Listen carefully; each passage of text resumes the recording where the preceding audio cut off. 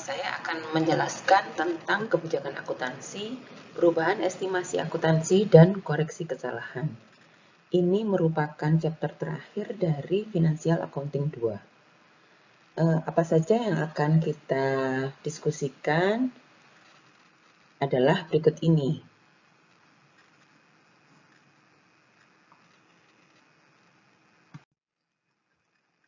Tujuannya adalah mahasiswa mampu menjelaskan definisi kebijakan akuntansi, menjelaskan definisi perubahan kebijakan akuntansi, menerapkan akuntansi perubahan kebijakan akuntansi. Jadi, sebetulnya ada 3 poin ya yang akan kita pelajari di chapter ini. Pertama adalah kebijakan akuntansi, kemudian ada estimasi akuntansi dan koreksi kesalahan. Masing-masing dari kebijakan akuntansi itu kita nanti akan mempelajari apa sebetulnya yang dimaksud dengan kebijakan akuntansi, kemudian bagaimana jika terjadi perubahan kebijakan akuntansi, dan bagaimana akuntansi memperlakukan atau bagaimana pencatatan akuntansi atas perubahan kebijakan akuntansi. Sama juga dengan estimasi akuntansi dan koreksi kesalahan. Masing-masing nanti akan kita definisikan bagaimana pengertiannya, kemudian bagaimana akuntansi itu memperlakukan atau bagaimana pencatatan akuntansi tentang perubahan estimasi akuntansi maupun koreksi kesalahan. Yang terakhir, setelah mengakui, kemudian mencatat, menyajikan, ada juga pengungkapan ya. Jadi tetap seperti materi-materi sebelumnya bahwa memang setiap aktivitas akuntansi pasti pertama adalah pengakuan awal ya, mencatat awal. Kemudian yang kedua itu diukur, yang ketiga adalah disajikan, yang keempat adalah pengungkapan. Tetap itu harus muncul di dalam pengungkapan itu rata-rata atau umumnya muncul di catatan atas laporan keuangan, CALK. Nah, rujukannya ini PSAK 25 dan PSAK 8. Nah, ini yang saya tadi sampaikan bahwa terdapat 3 poin yang akan kita pelajari ya. Pertama adalah perubahan kebijakan akuntansi, perubahan estimasi akuntansi, dan koreksi kesalahan. Nah, apa itu awalnya akan kita pelajari dulu sebetulnya konsep-konsep penting tentang apa itu sebetulnya kebijakan akuntansi. PSAK 25 menjelaskan cara melakukan koreksi ya, cara melakukan koreksi atas kesalahan atau perubahan kebijakan akuntansi dan estimasi akuntansi. Nah, di sini saya tidak akan menjelaskan lebih detail karena Anda bisa membaca sendiri dari PSAK 25 ya. Jadi poin-poin inti dari PSAK 25. Nah, yang penting adalah apa sebetulnya yang harus dicatat atau bagaimana cara bagaimana akuntansi mencatat perubahan-perubahan tersebut. Jadi perubahan kebijakan akuntansi, bagaimana mencatatnya, kemudian kalau ada kesalahan, bagaimana mencatatnya, terus kemudian kalau ada perubahan estimasi, bagaimana mencatatnya. Perubahan estimasi itu seperti, ini contohnya ya, yang paling sering dan itu memang menjadi hal yang paling sering dan menjadi ini karena tidak ada dasarnya. Jadi karena tidak ada dasarnya. Ini pertama kalau untuk estimasi, perubahan estimasi itu contohnya adalah perusahaan menentukan umur aset tetap ya. Bagaimana perusahaan menentukan umur manfaat ekonomis dari aset tetap. Seperti misalnya mobil.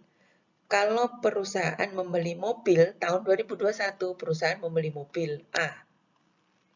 Berapa umur ekonomisnya, berapa tahun umur ekonomisnya, atau berapa tahun masa manfaatnya, itu sangat tergantung dari jenis kendaraan.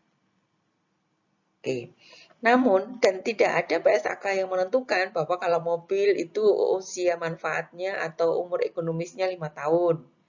Terus kemudian kalau truk atau alat-alat berat, manfaat ekonomisnya atau umur ekonomisnya itu 10 tahun. Itu tidak ada pernyataan yang stated, ya, yang eksplisit dari PSAK. Namun itu diambil, jadi keputusan menentukan umur ekonomisnya aset tetap itu adalah kewenangan dari masing-masing perusahaan dengan mempertimbangkan kondisi yang terjadi di masyarakat, jadi kondisi umum. Jadi kalau misalnya mobil berapa tahun ya umur ekonomisnya? Rata-rata mobil itu adalah 6 tahun. Tetapi apakah perusahaan itu boleh menentukan umur ekonomisnya 8 tahun? Boleh.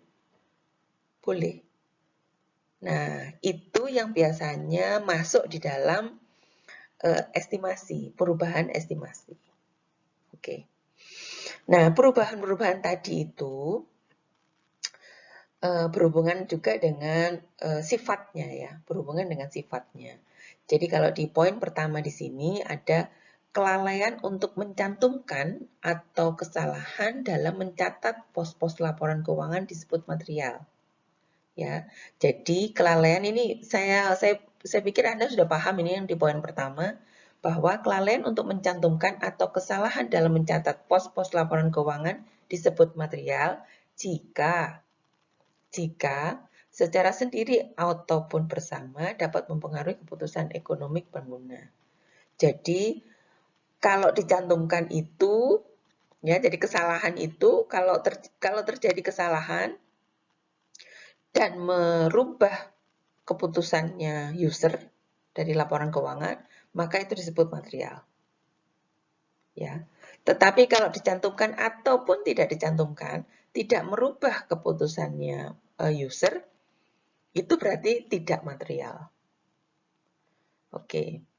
Kemudian berikutnya adalah materialitas, bergantung pada ukuran dan sifat dari kelalaian untuk mencantumkan atau kesalahan dalam mencatat tersebut dengan memperhatikan keadaan terkait. Ya, jadi itu yang tadi saya sampaikan bahwa kalau mempengaruhi keputusan dari user, ya, jadi informasi yang disajikan itu mempengaruhi keputusan dari user, kesalahannya tadi, berarti itu material, bersifat material. Tetapi kalau tidak mempengaruhi berarti tidak bersifat material. Oke. Kemudian ada penerapan retrospeksi. Ya. Penerapan kebijakan akuntansi untuk transaksi, peristiwa, dan kondisi lain seolah-olah kebijakan tersebut telah diterapkan. Terus kemudian yang kedua adalah penyajian kembali retrospektif. Adalah koreksi pengakuan, pengukuran, dan pengungkapan jumlah unsur-unsur laporan keuangan seolah-olah laporan keuangan sebelumnya tidak pernah terjadi. Jadi saya mau menyampaikan tentang retrospektif, ya. Retrospektif itu apabila ada kesalahan, misalnya bukan kesalahan aja sebetulnya. Metode retrospektif ini bisa digunakan jika terjadi perubahan kebijakan akuntansi dan atau terjadi kesalahan. Jadi perusahaan harus melakukan retrospektif. Ya. Contohnya, misalnya tahun 2020, ya, ini untuk perusahaan konstruksi. Tahun 2020 perusahaan menerapkan metode recovery method. Metode pencatatan atau metode pengakuan pendapatan konstruksi jangka panjang atau kontrak jangka panjang itu menggunakan recovery method. Ternyata tahun 2021 perusahaan memutuskan untuk menggunakan metode completion atau penyelesaian, persentase penyelesaian. Nah, itu supaya informasinya bagus untuk user, maka yang harus dikoreksi ya, atau yang harus diretrospeksi ya, harus diretrospeksi adalah laporan keuangan tahun 2021 dan tahun 2020. Itu satu. Contoh yang lain, misalnya list. Saya sampaikan yang kemarin ada beberapa dari Anda yang masih ada yang keliru tapi sudah disubmit, sudah benar ya. Tentang penggunaan PSAK yang mengatur tentang sewa, tentang leasing. Nah, sebelumnya memang menggunakan PSAK 30.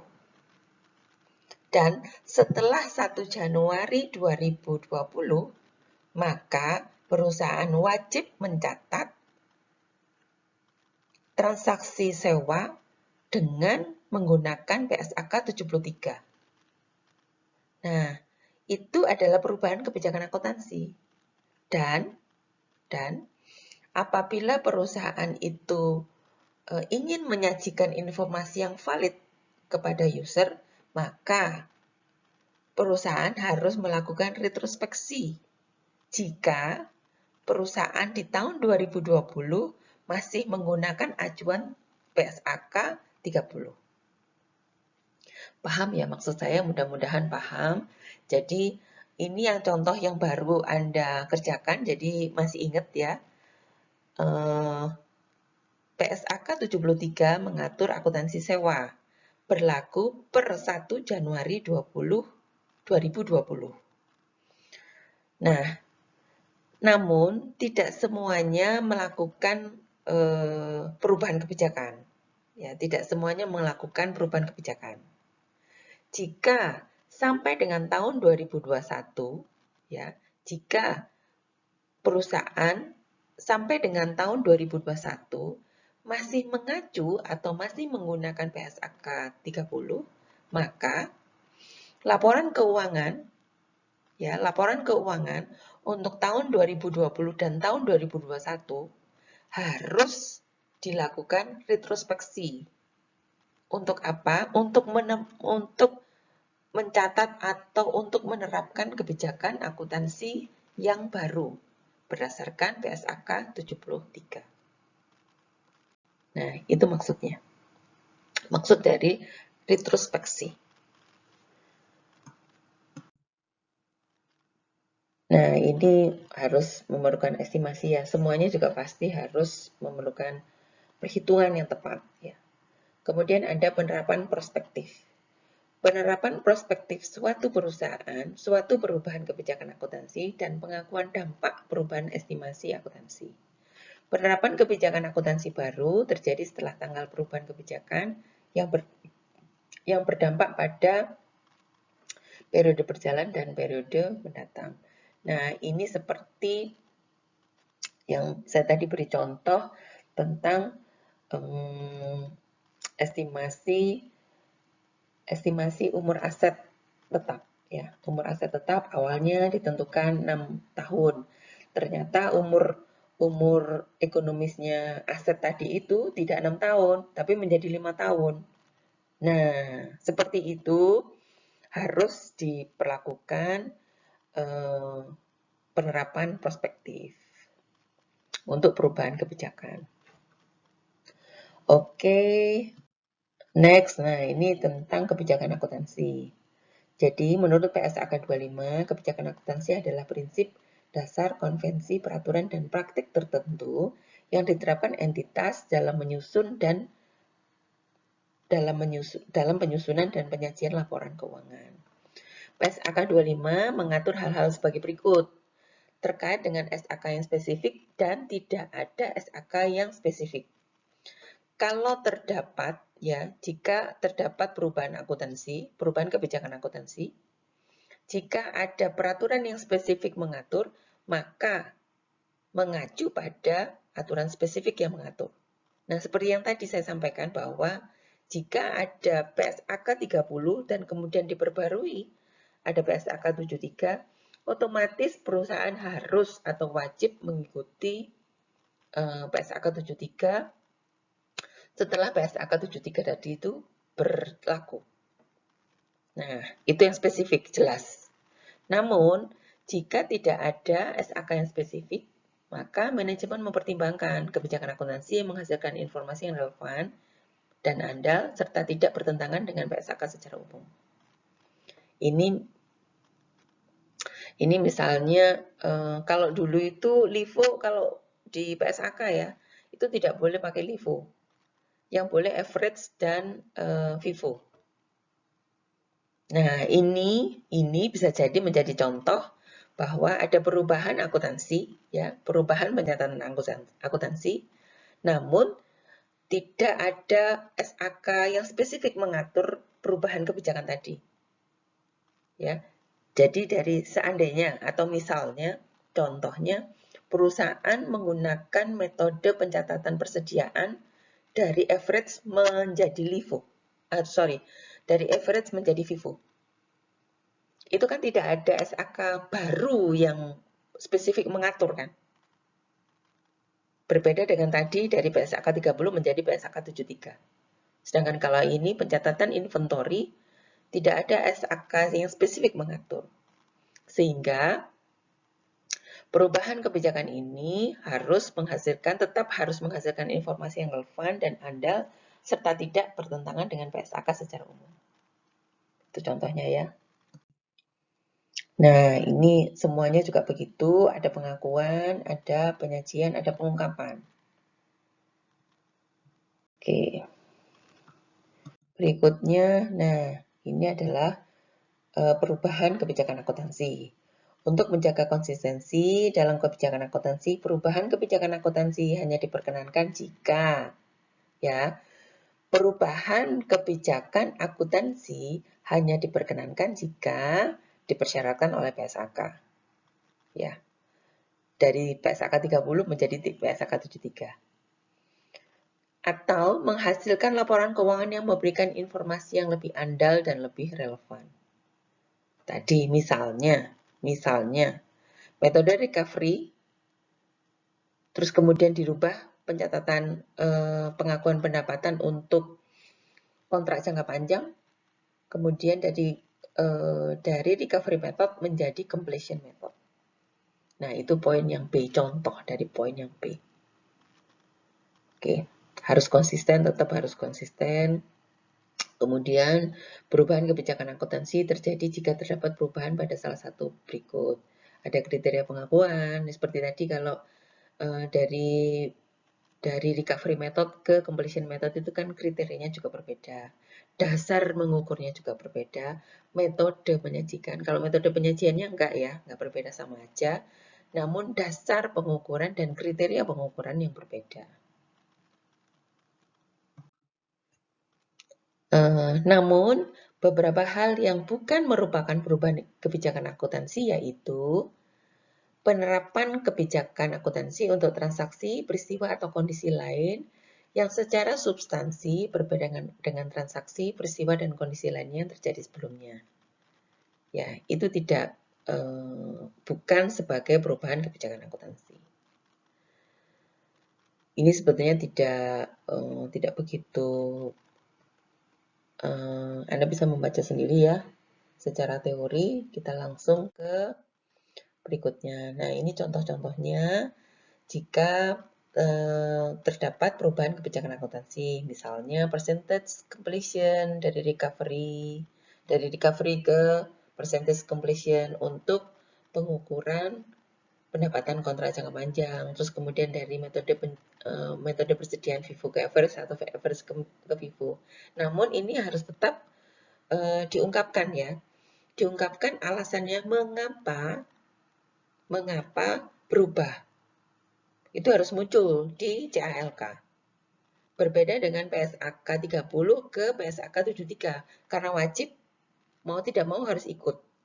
Tapi kalau yang ini, dari percentage completion atau vice versa ya, dari percentage completion ke recovery method atau dari recovery method ke percentage completion, itu harus dijelaskan. Apa alasannya menggunakan metode yang baru. Karena itu sifatnya volunteer, tidak ada kewajiban. Termasuk juga adalah metode penilaian aset tetap ya, dari metode historical cost ke metode revaluasi. Oke, berikutnya. Nah, ini contoh dari perubahan recovery method ke percentage completion method. Nah, yang pertama harus Anda lakukan adalah cari data awal. Ya, ini namanya metode retrospektif. Ya, metode retrospektif. Pertama yang harus Anda lakukan adalah mencari data awal dengan masing-masing metode. Ya, data awal dengan masing-masing metode. Nah, ini angkanya sudah given, ya, angkanya sudah given. Ada laba sebelum pajak, kemudian ada pajak 40%, dan ada laba bersih setelah pajak.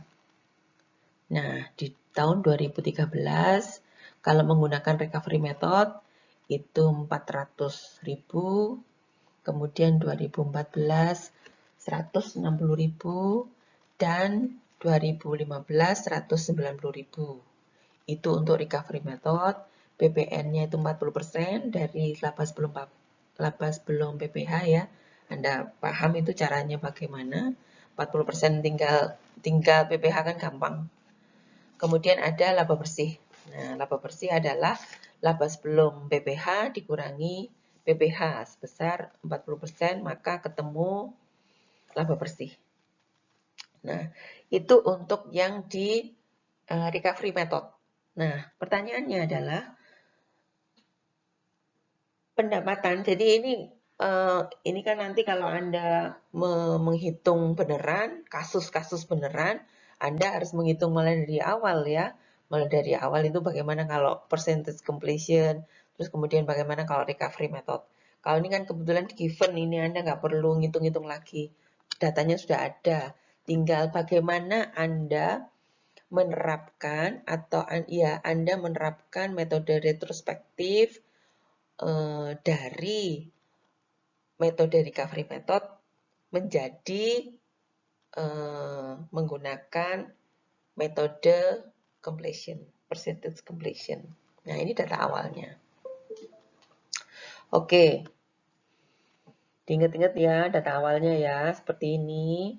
Nah, kemudian ini anggap aja ini tabel 1. Ya, oke. Terus kemudian setelah Anda mencari tabel awal, kemudian kita lanjutkan dari tabel sebelumnya ya. Setelah tadi tabel pertama itu menjelaskan data awal, kemudian kita berlanjut ke tabel saat ini, tabel 2, yang menjelaskan tentang atau apa yang harus Anda lakukan setelah Anda memperoleh data awal. Nah, kalau setelah memperoleh data awal, maka Anda mencari selisih sebetulnya. Di sini poinnya adalah selisih.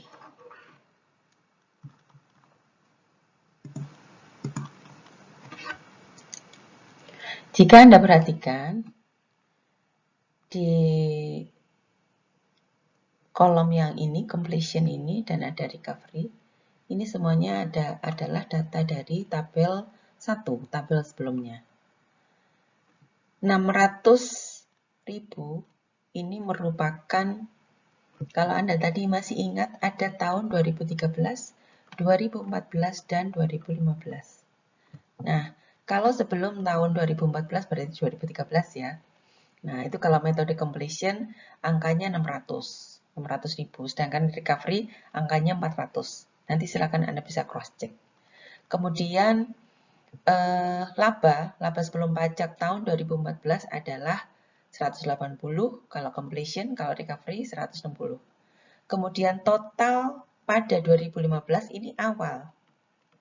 Awal 2015 merupakan gabungan antara 2014 ya, antara 180 ditambah dengan 600. Jadi ketemunya adalah 780. Sama recovery juga gitu metodenya, penjumlahan antara laba sebelum pajak di sebelum tahun 2014 ditambah dengan laba sebelum pajak tahun 2014, ketemunya adalah 560. Sedangkan ini apa ini? Yang 200 dapat dari mana nih? 200 sama 190 itu diperoleh dari total atau laba sebelum pajak selama 2015. Ya, selama 2015. Kalau ini tadi kan awal. Sedangkan ini selama atau sepanjang 2015. Oke. Dari data ini, data mentah ini, kemudian Anda cari selisih. Tinggal ngurangi aja ya ini, 600 dikurangi 400, ketemunya 200. 180 dikurangi 160, ketemunya 20, dan seterusnya. Sampai dengan yang di bawah juga Anda cari selisih. Kemudian dari selisih tadi, Anda kenakan atau silakan Anda hitung pajaknya. Pajak tidak berubah, 40% tetap. Nah, ini pajaknya. 80 dari mana ini? 80%, 80.000. 80.000 ya 40% dikalikan 200 ini. 8 juga gitu, 8.000 itu adalah 40% dari 20.000. Termasuk ini, tinggal dihitung. Nah, setelah Anda hitung pajak, berarti Anda bisa menghitung laba setelah pajak. Ketemunya sekian. Oke. Nah, di sini ada selisih ya, 220. 220 itu selisih laba sebelum pajak awal tahun 2015 antara metode completion dan metode recovery. Nah, ini yang dicatat di dalam jurnal. Masuk dalam konstruksi dalam proses. Kemudian ada liabilitas tangguhan. Ini kan sebetulnya aset ini. Ini tambahan pengakuan, tambahan ini ya, aset dalam proses. Aset dalam proses, konstruksi dalam proses itu kan dianggap sebagai aset. Nah, 88.000 itu dari sini. Ya, 88.000 dari selisih pajak tadi ya. Kenapa ada pajak tangguhan? Ini dianggap karena ada perubahan metode sehingga, jadi kalau Anda melihat ini sekilas, Anda perhatikan aja. Jumlah laba sebelum pajak itu jika menggunakan completion, ya, jika menggunakan metode completion itu kan lebih besar laba sebelum pajaknya. Kalau laba sebelum pajak itu lebih besar dengan menggunakan metode completion, maka pasti ada hutang pajak, ya, ada hutang pajak yang belum dibayar. Karena tadi underestimate. Kalau pakai recovery method, itu kan laba sebelum pajaknya lebih kecil. Sehingga pajak yang dibayar juga lebih kecil. Begitu diganti metode, maka ada pajak yang belum dibayar oleh perusahaan. Nah, ini yang masuk di dalam pajak tangguhan. Disebut dengan liabilitas pajak tangguhan. Pajak yang belum dibayar, utang pajak gitu. Oke ya. Nah, kemudian ini ada saldo laba. Ya memang harus diakui ini saldo laba. Kenapa? Karena ada pertambahan. Ya, ada pertambahan laba di situ, 132.000. Oke ya. Setelah Anda mencari selisih, maka Anda langsung bisa menyusun laporan laba rugi dengan metode yang baru, ya, dengan metode completion method, dan laporan laba rugi yang bersifat retrospektif. Retrospektif di sini adalah bahwa dimunculkan laporan laba rugi yang baru untuk tahun 2015 dan untuk tahun 2014. Jadi sifatnya retrospektif di sini adalah selalu muncul laporan keuangan komparatif. Ya, selalu muncul laporan keuangan komparatif. Jadi yang disesuaikan tadi di tahun berapa? Umumnya kan kalau Anda membuka laporan keuangan, di laporan laba rugi itu memang untuk perusahaan terbuka itu menyajikan 2 tahun laporan laba rugi selama 2 tahun berturut-turut. Jadi seperti ini 2015 dan 2014. Nah, sebenarnya angka-angka ini sudah ada di tabel yang pertama. Namun jangan lupa ada pengakuan-pengakuan yang perlu dilakukan oleh perusahaan. Seperti tadi ada liabilitas pajak tangguhan, itu muncul. Awalnya kan nggak ada, tetapi karena ada perubahan besarnya atau nominal pendapatan sebelum pajak, ya, penghasilan sebelum pajak atau pendapatan sebelum pajak atau laba sebelum pajak, itu karena berbeda sehingga ada saldo labanya pasti berbeda. Terus kemudian harus dicatat juga liabilitas pajak tangguhan. Selain itu juga harus mencatat konstruksi ya, konstruksi dalam proses. Oke, sebenarnya kalau ini selesai ya sudah selesai. Namun jangan lupa laporan laba rugi pasti memiliki implikasi ya, memiliki implikasi terhadap apa? Terhadap saldo laba. Nah, ini yang penting.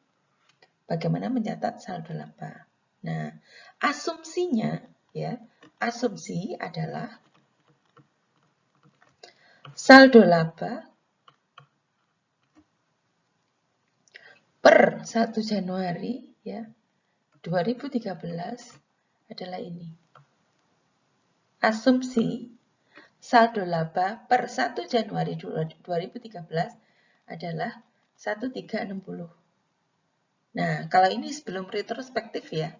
Kalau sebelum retrospektif berarti kan ini angka-angka yang diperoleh laba bersihnya diperoleh dari metode